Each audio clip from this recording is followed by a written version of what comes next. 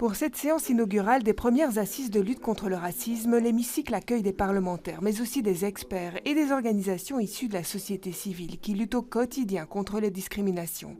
Parmi ces représentants, Maggie, ravie de faire partie de l'aventure. J'ai grandi à Bruxelles, j'ai vécu le racisme et donc pour moi c'est vraiment un premier pas vers le changement.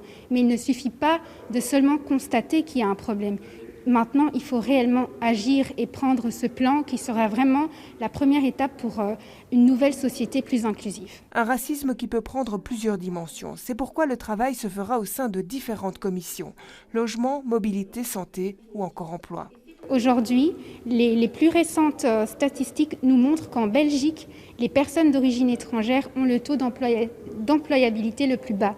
Et c'est le taux d'employabilité le plus bas de toute l'Europe. Et c'est très grave parce que nous sommes la capitale européenne et donc on doit être un exemple. Donc ça prouve bien qu'il y a encore un problème au niveau des politiques. Comprendre ce qui permet ces comportements racistes et puis surtout lutter contre en apportant des solutions. Tel est bien le défi de ces assises, très précieuses pour préparer le prochain plan d'action régional.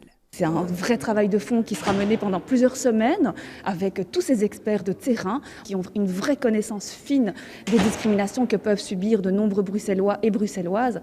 Et donc ces recommandations, le gouvernement les prendra en considération et feront partie de notre plan bruxellois de lutte contre le racisme. 40 ans après l'adoption de la loi Moreau contre le racisme et 20 ans après la conférence mondiale de Durban, 8 séances vont constituer ces premières assises bruxelloises de lutte contre le racisme. Des travaux qui seront retransmis sur les réseaux sociaux du Parlement bruxellois.